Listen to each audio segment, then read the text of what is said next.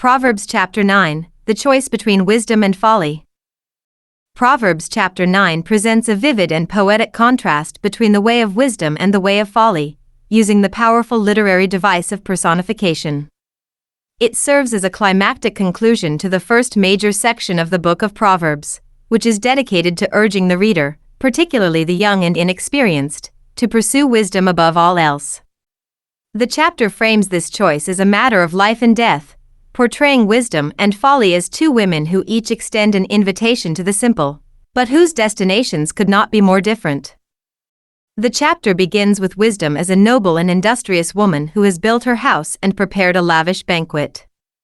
The reference to 7 pillars emphasizes completeness and stability, suggesting that the house of wisdom is secure, well-structured, and enduring.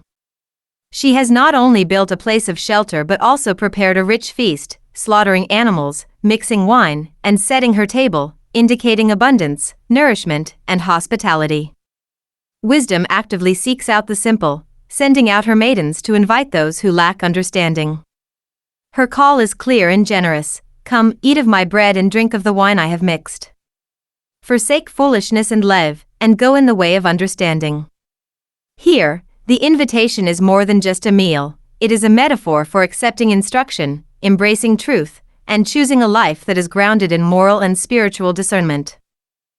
In the middle portion of the chapter, the tone shifts to discuss how different types of people respond to correction. This section is essential because it reveals that wisdom is not just about knowledge, but about character. A scoffer, someone who mocks or resists truth, rejects correction and becomes hostile when rebuked. Trying to correct such a person often results in harm or scorn.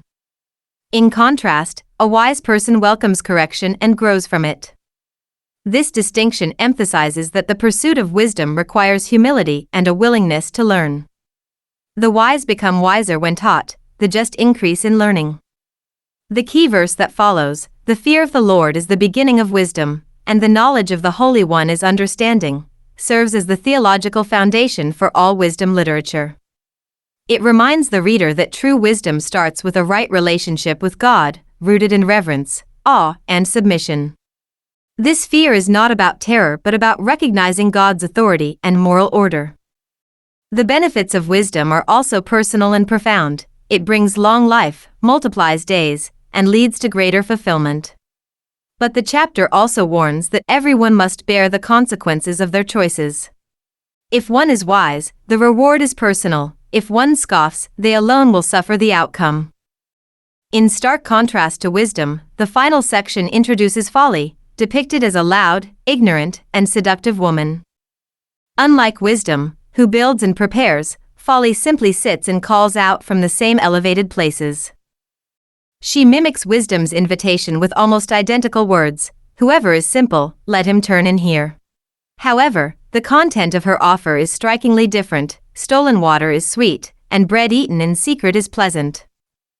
Her appeal is to forbidden pleasure and secrecy, enticing the naive with promises of satisfaction that defy moral boundaries. But while her words may sound inviting, they are deeply deceptive. The chapter closes with a grim warning: those who accept her invitation are unaware that her house is filled with the dead, that her guests dwell in the depths of Sheol. This chilling image reinforces the ultimate danger of choosing folly. What seems sweet and pleasant in the moment leads to spiritual and even physical ruin. Proverbs 9, therefore, presents the reader with a moral and existential crossroads. Wisdom and folly both extend their hands, but their destinations are diametrically opposed.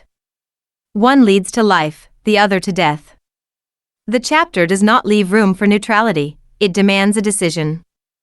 Through rich imagery and moral clarity, it urges the reader to embrace wisdom, not merely as a set of intellectual principles, but as a life-giving path rooted in the fear of the Lord. Chapter 9. Wisdom has built her house. She has hewn out her 7 pillars. She has slaughtered her meat. She has mixed her wine. She has also furnished her table. She has sent out her maidens. She cries out from the highest places of the city, "Whoever is simple, let him turn and hear." As for him who lacks understanding, she says to him, "Come, eat of my bread, and drink of the wine I have mixed. Forsake foolishness and live, and go in the way of understanding. He who corrects a scoffer gets shame for himself, and he who rebukes a wicked man only harms himself. Do not correct a scoffer, lest he hate you. Rebuke a wise man, and he will love you. Give instruction to a wise man, and he will be still wiser. Teach a just man, and he will increase in learning. The fear of the Lord is the beginning of wisdom, and the knowledge of the Holy One is understanding. For by me your days will be multiplied, and years of life will be added to you. If you are wise for yourself, and if you scoff, you will bear it alone. A foolish woman is clamorous. She is simple and knows nothing. For she sits at the door of her house, on a seat by the highest places of the city, to call to those who pass by, who go straight on their way. Whoever is simple, let him turn and hear. And as for him who lacks understanding, she says to him, Stolen water is sweet, and bread eaten in secret is pleasant. But he does not know that the dead are there, that her guests are in the depths of hell.